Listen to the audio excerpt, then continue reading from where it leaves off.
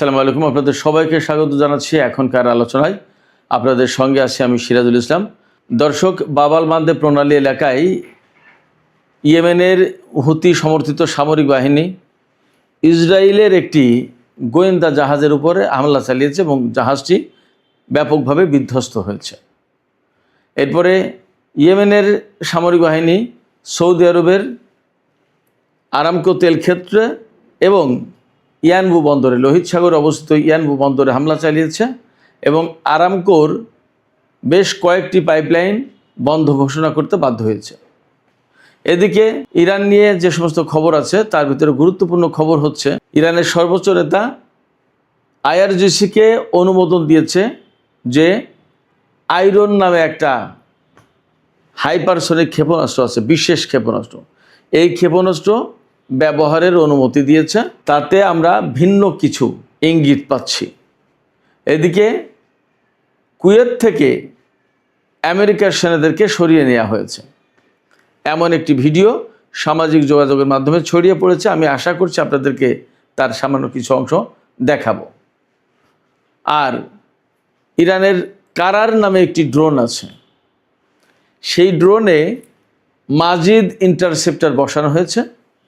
মাজিদ interceptor বসানোর কারণে America কোথায় ঝুঁকির মুখে পড়তে পারে, কোথায় ক্ষতির মুখে পড়তে পারে, আমেরিকার জন্য কী সমস্যা তৈরি হতে পারে, এই সমস্ত বিষয়গুলো নিয়ে আমি আপনাদের সামনে এখন হাজির হয়েছি। আশা করছি বিস্তারিত আলোচনা করব। এর সাথে আমি আজকে বিশেষ করে আমাদের দর্শক শ্রোতা কাউকে আশ্বস্ত করেছিলাম। তাদের সবার প্রশ্ন যে ইরান কেন এই মুহূর্তে যুদ্ধবিরতির দিকে যাচ্ছে, আমেরিকা যেহেতু দুর্বল অবস্থানে, আমেরিকার হাতে যেহেতু অস্ত্র কম, তাহলে ইরান কেন এই মুহূর্তে ব্যাপকভাবে হামলা চালাচ্ছে না, ইরান কেন আমেরিকার যুদ্ধ জাহাজগুলোতে হামলা চালাচ্ছে না, ইরান কেন ইসরায়েলে হামলা চালাচ্ছে না, ইরান কেন চূড়ান্তভাবে যুদ্ধ শুরু করছে না, এরকম অনেকগুলো প্রশ্ন আছে। আমি এই প্রশ্নগুলোর জবাব দেওয়ার চেষ্টা করব। আশা করি আজকের আলোচনা ভালো লাগবে এবং নিশ্চয়ই এটা একটা আলাদা আলোচনা হতে যাচ্ছে। দর্শকদের প্রশ্নের জবাব আমি দেওয়ার চেষ্টা করব এখানে। আশা করি আপনারা শেষ পর্যন্ত সঙ্গে থাকবেন।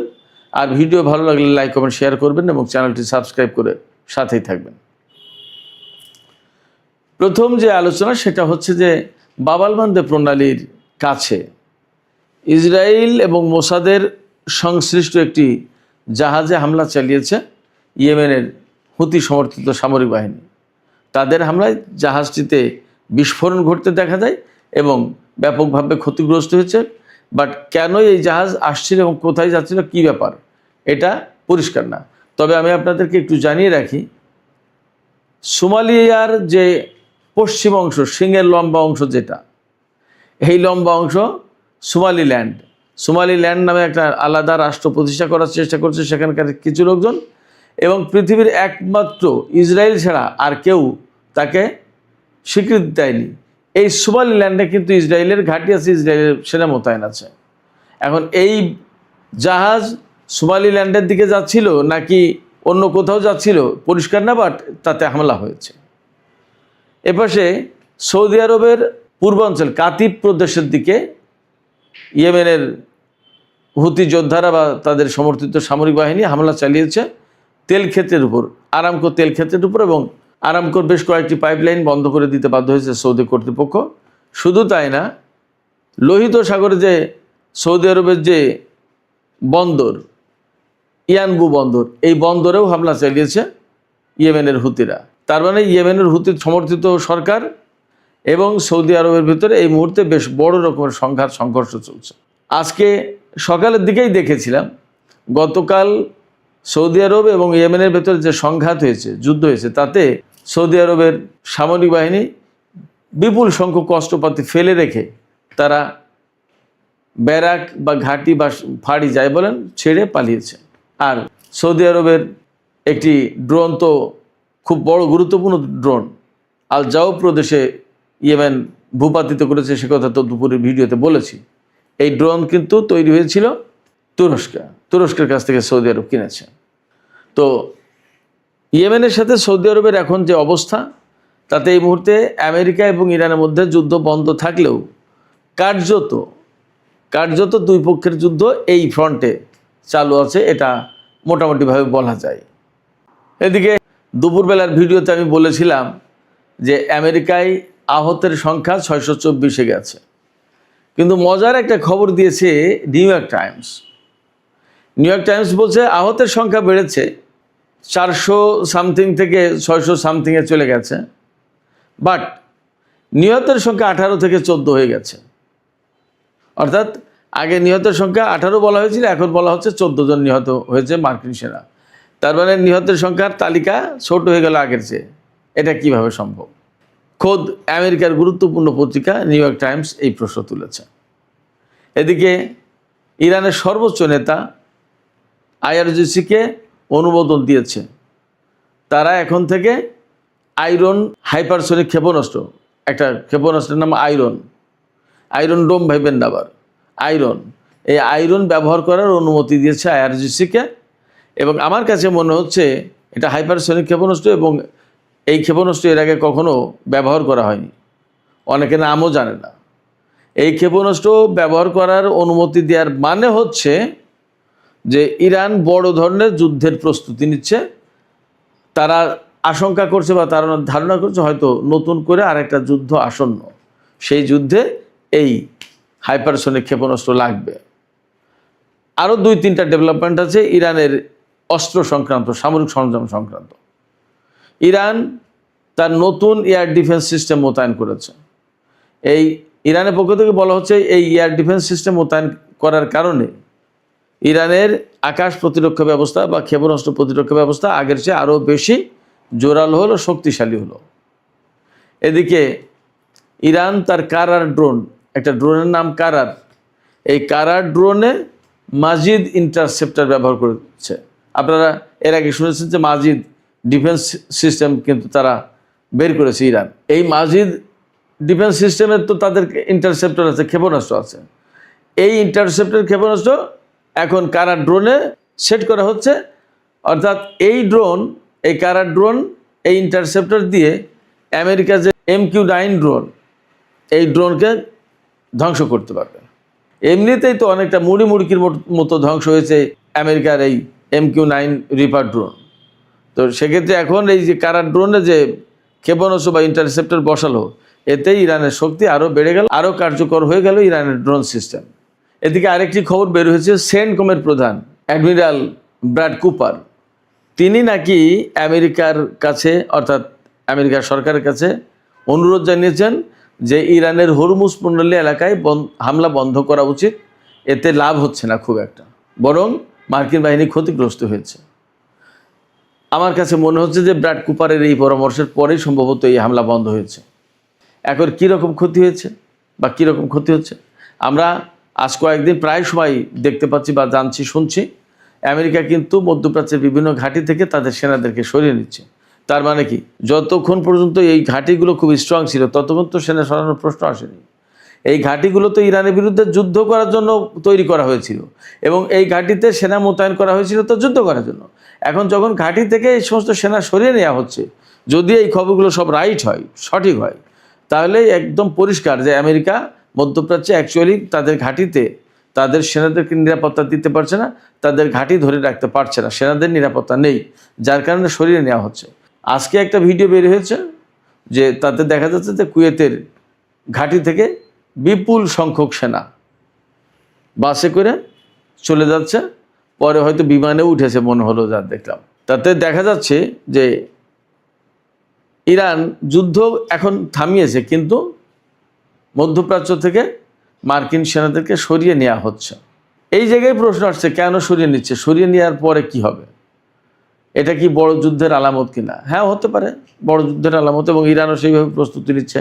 আমি একটু আগেই বলেছি, নতুন এয়ার ডিফেন্স সিস্টেম মোতায়েন করেছে, কারার ড্রোনে নতুন সিস্টেম ইন্টারসেপ্টর মোতায়েন করেছে, এরপরে আয়রন হাইপারসনিক ক্ষেপণাস্ত্র ব্যবহারের অনুমতি দিয়েছে সর্বোচ্চ নেতা। ক্ষেপণাস্ত্র ব্যবহারের অনুমতি দেওয়ার প্রশ্ন, তার মানে কি এই ক্ষেপণাস্ত্রের কী শক্তি, কী পাওয়ার, অনেক বড় ব্যাপার। এই রকম একটা প্রেক্ষাপটে অনেকে আমার কাছে প্রশ্ন করেছেন যে ভাই, কেন ইরান এই মুহূর্তে আমেরিকার ঘাঁটিগুলোতে আরও বেশি হামলা চালিয়ে ধ্বংস করে দিচ্ছে না, এবং যেখানে যেখানে সেনা রয়েছে তাদের উপর কেন হামলা চালাচ্ছে না? ভারত মহাসাগরে বা বিভিন্ন জায়গায় যে তাদের যে জাহাজ মোতায়েন আছে সেই সব জায়গায় যেহেতু ক্ষেপণাস্ত্র ফুরে গেছে, তাতে হামলা চালাচ্ছে না কেন? ইরান এখন কেন আলোচনার দিকে যাচ্ছে না? ইরান আলোচনার দিকে যাচ্ছে না, এটা ইরানের পক্ষ থেকে পরিষ্কার করে বলা হয়েছে।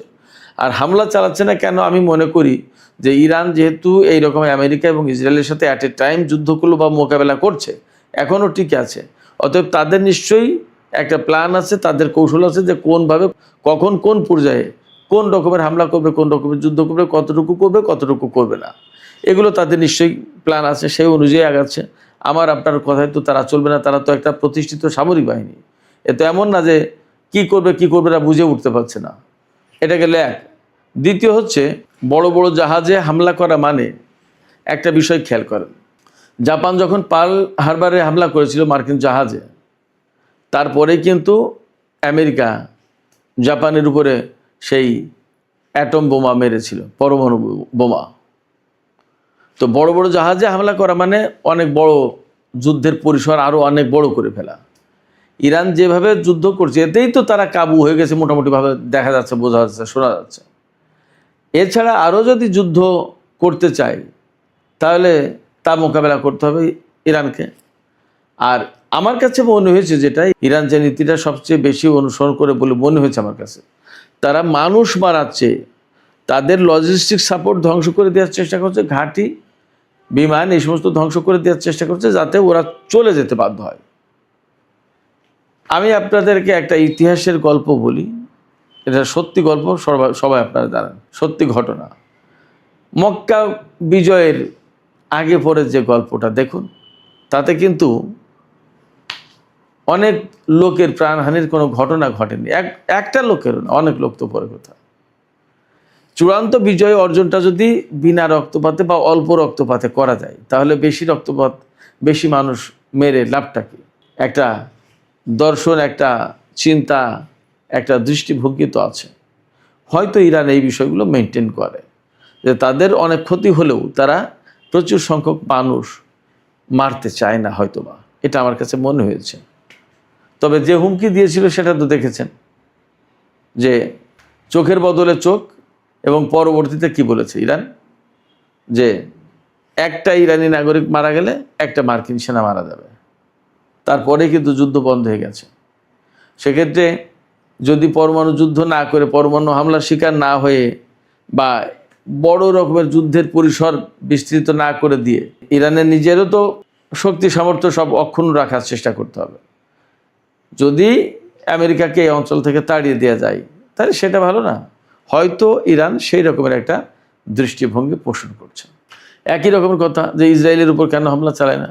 আমার কাছে মনে হয়েছে এইবারের যুদ্ধে, এই যে গত 13-14 দিন যে যুদ্ধ হলো, সেই যুদ্ধে আমার কাছে মনে হয়েছে যে যেহেতু আমেরিকা একা এসেছে, এখানে আমেরিকাকে একাই মোকাবেলা করুক ইরান, অর্থাৎ শুধু আমেরিকাই থাকুক, এতে যুদ্ধ, এতে আবার ইসরায়েলকে টেনে আনার দরকার নেই। কারণ যখন ইসরায়েল টেনে আসছে, ইসরায়েল যুক্ত হচ্ছে, তখন তো দুটো শক্তিকে একা ইরানকে মোকাবেলা করতে হবে। তার চেয়ে একটা একটা করে দিক, একজনকে পঙ্গু করে দিক, তারপরে বাকিটা দেখা যাবে। এই কৌশলটা তো ভালো কৌশল। সেক্ষেত্রে এখনই ইসরায়েলের বিরুদ্ধে না, আমেরিকা যদি মধ্যপ্রাচ্য থেকে চলে যায়, আমি বিশ্লেষণের কথা বলছি, প্রেক্ষাপটটা কি হতে পারে? আমি বলছি যে আমেরিকা যদি মধ্যপ্রাচ্য থেকে, পরিস্থিতি এমন হলো যে চলে যেতে বাধ্য হলো, তখন তো ইসরায়েল অটোমেটিক্যালি দুর্বল হয়ে যাবে। সেক্ষেত্রে অহেতুক যুদ্ধ করে বহু মানুষের প্রাণহানি না ঘটিয়ে যদি দুর্বল করে দেওয়া যায়, সারেন্ডার করে বা চলে যায়, সেটাই তো ভালো। আমার কাছে মনে হচ্ছে ইরান হয়তো এইরকম একটা দর্শন অনুসরণ করছে। সুপ্রিয় দর্শক, আমি যে আপনাদের প্রশ্নের জবাবে যা বললাম, যে ব্যাখ্যা দিলাম, আপনাদের কাছে কি তেমন মনে হয়, নাকি আরও ভিন্ন কোনো আপনাদের দৃষ্টিভঙ্গি আছে, মতামত আছে? জানিয়ে কমেন্টে লিখতে পারেন। আর ভিডিও ভালো লাগলে লাইক, কমেন্ট, শেয়ার করবেন।